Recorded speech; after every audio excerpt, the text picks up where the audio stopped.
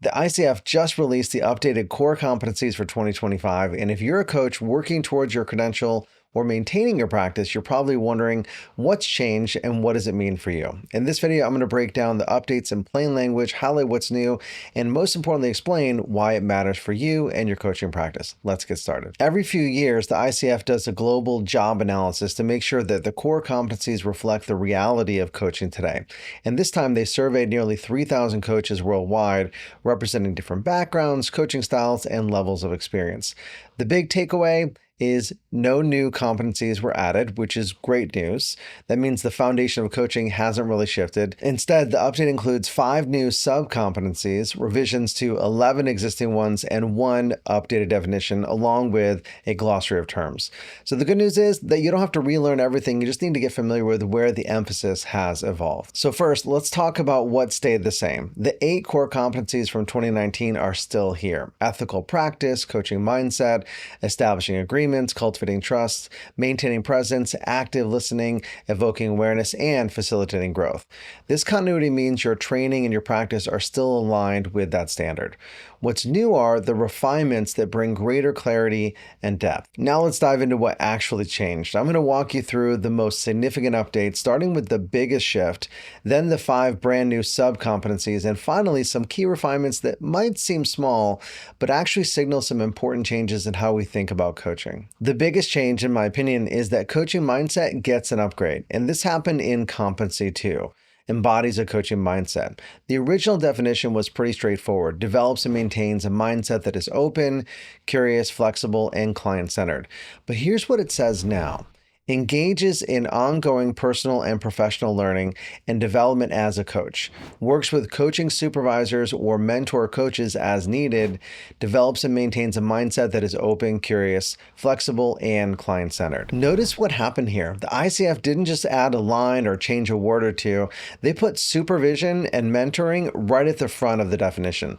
This isn't buried in Sub-Competency 2.08 anymore. It's now a fundamental part of what it means to have a coaching mindset. This is telling us something really important. The profession is saying that ongoing supervision and mentoring isn't just for new coaches anymore, it's for all of us at every level. And I think that's a great thing. Everybody needs a coach. So that's a major update in my opinion. Now let's take a look at something completely new. The ICF added 5 sub-competencies that weren't there before. First, 2.09, nurtures openness and curiosity in oneself, the client, and the coaching process. This is interesting because we've always talked about being curious as coaches, but now we're expected to actively nurture curiosity, not just have it, but cultivate it in ourselves, our clients, and in the process itself. The second one that's new is 2.10, remains aware of the influence of one's thoughts and behaviors on the client and others. This one's about self-impact awareness. It's not enough to be self-aware. We need to understand how our presence affects the people that we're coaching. This reflects a more sophisticated understanding of the coaching relationship. And the third edition is 3.12, revisits the coaching agreement when necessary to ensure the coaching approach is meeting the client's needs. This acknowledges something many of us have learned through experience. Agreements aren't set it and forget it documents. They need to evolve as the coaching relationship further develops. The fourth edition is 5.03, remains aware of what is emerging for self and client in the present moment.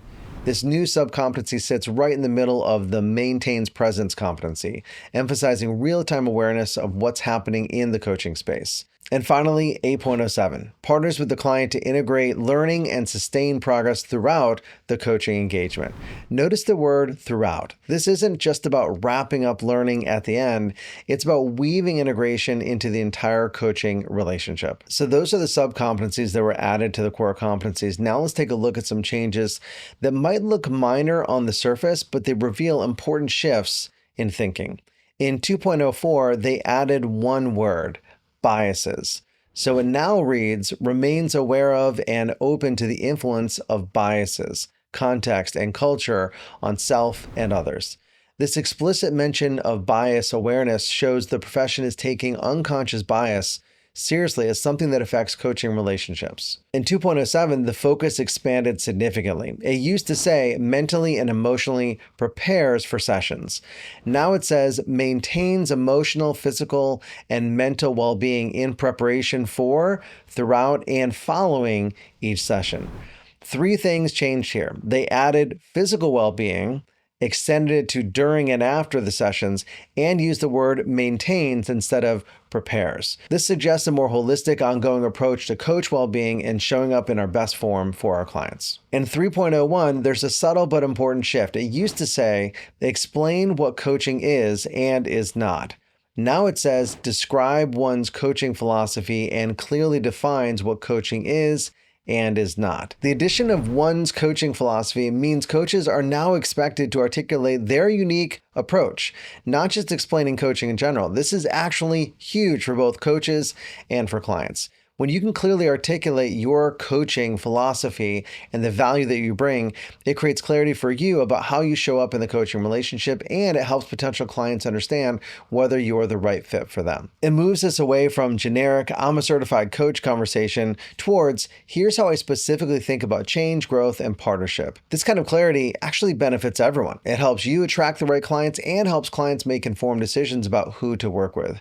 I've actually created a custom GPT called the Coaching Philosophy Builder to help you develop your own coaching philosophy based on your values, your beliefs, and your own unique perspective. I'll put a link to access it in the description below. And it'll walk you through the key questions and give you a framework to create something to authentically describe your coaching philosophy. And in addition to creating our own coaching philosophy, here's a language precision update that matters. 2.06, change from regulate one's emotions to manage one's emotions.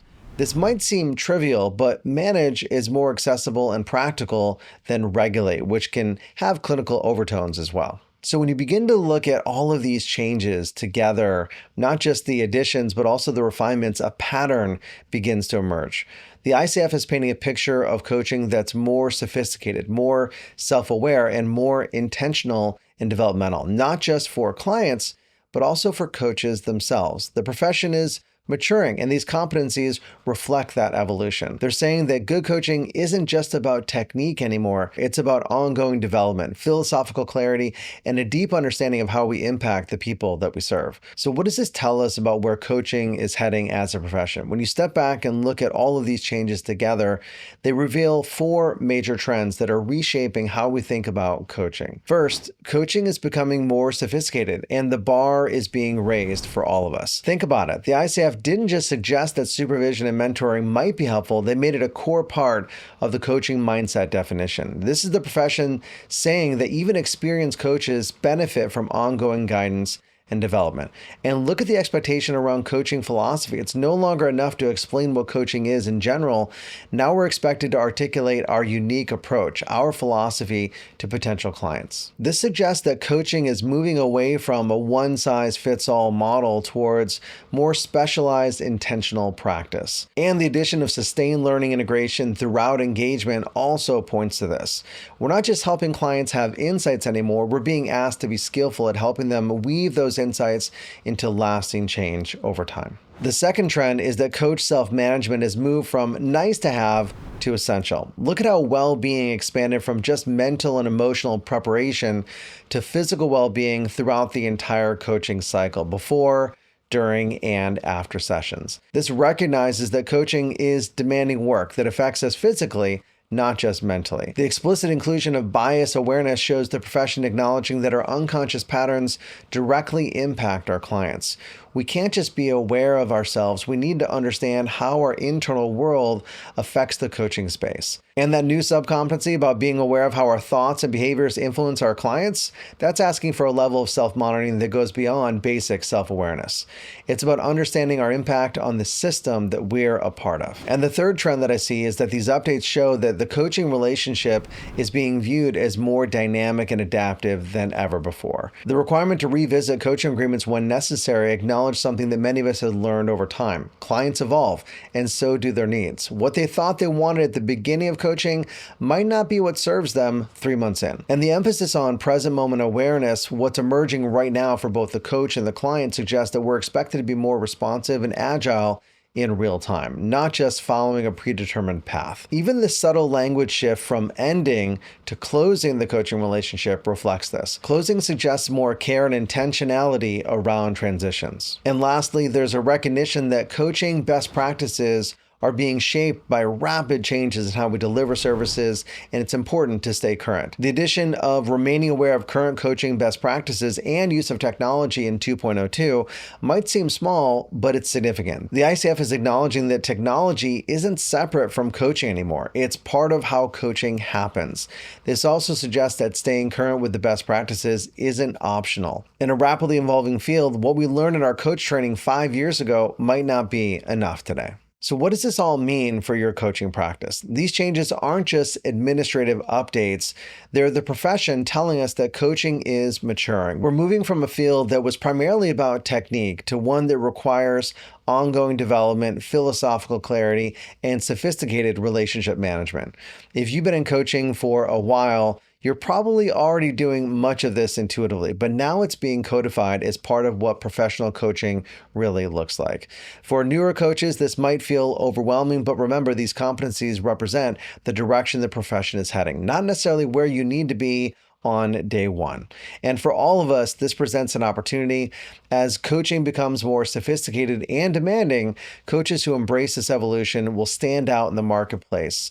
Clients are becoming more discerning about who they work with, and these competencies give us a roadmap for the kind of development that will serve both our clients and our careers. The only question now is, how do you actually implement these changes in your coaching practice? And that's what we'll tackle in the next section, specific actionable steps that you can start taking this week. All right, now for the part you've probably been waiting for. What do you actually do with all of this information? I'm going to give you a practical approach that won't overwhelm you. We'll start with some self-assessment questions, then I'll break down the action steps based on where you are in your coaching journey. Now, before you change anything, you need to know where you stand. Ask yourself these 4 questions and be honest.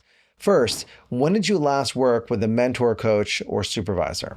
If it's been more than a year, or if you've never worked with one beyond your initial training, that's your first priority. Second, can you clearly articulate your unique coaching philosophy in 2 to 3 sentences? Not what coaching is in general, but how you specifically approach coaching. If you're fumbling for words in your mind or you're defaulting to generic coaching definitions, you need to develop this. And third, what biases do you bring to your coaching relationship? We all have them. The question isn't whether you have biases, it's whether you're aware of them and actively addressing how they might impact your clients. And the fourth question is, how often do you revisit and adjust your coaching agreements with long-term clients?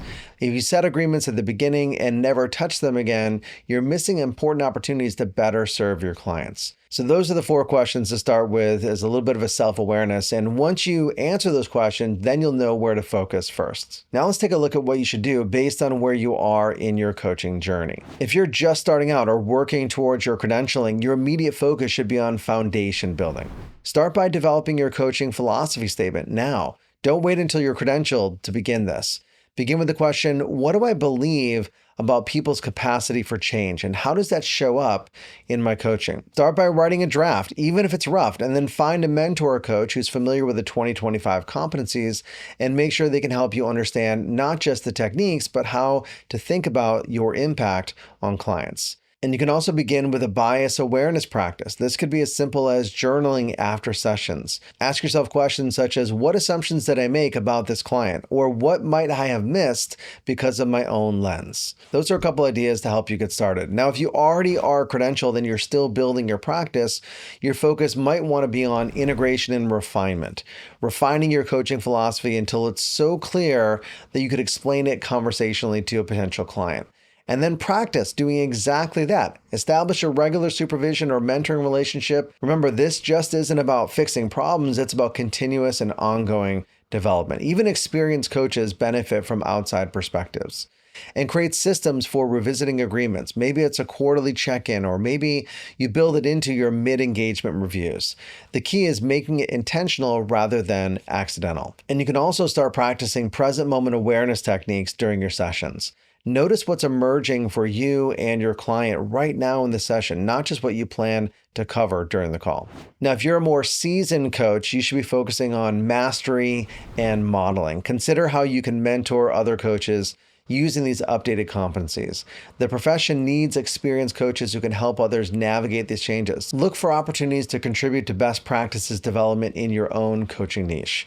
And ask yourself, what have you learned that could help other coaches, and then find ways to share that with others in the profession. Another idea is to research and thoughtfully integrate new technological tools. Don't just adopt technology for its own sake, but consider how it might better serve your clients. If it doesn't add value, then don't add it into your practice. And another thing you can do is model holistic well-being practices. Show other coaches what it's like to maintain physical, emotional, and mental well-being throughout the coaching cycle. Let's break this down into a practical plan. For the first couple weeks, let's say weeks number 1 through 2, let's call this the assessment phase. And you complete the self-assessment that I mentioned a little bit earlier. Identify your top 3 developmental areas and be specific instead of get better at presence. Say develop techniques for noticing what's emerging in real time.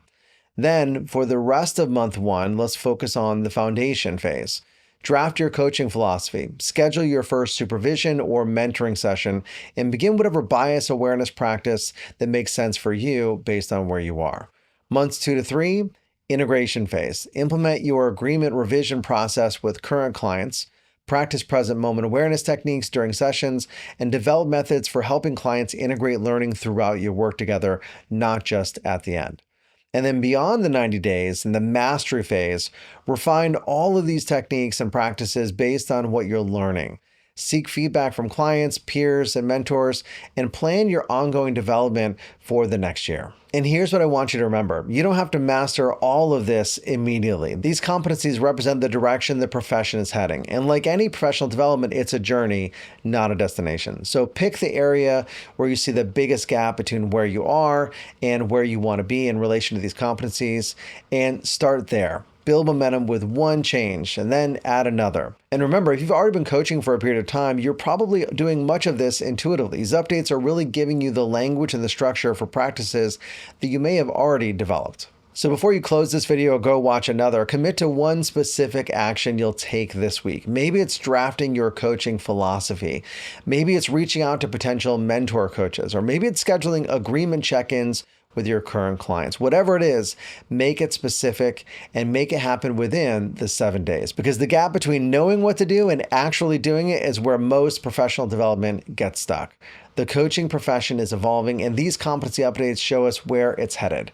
By aligning your practice with these changes now, you're not just meeting current standards, you're positioning yourself for the future of coaching, which, if you made it this far, I imagine that you indeed are the future of coaching. So drop a comment below and share what's one action you can take this week based on these new standards.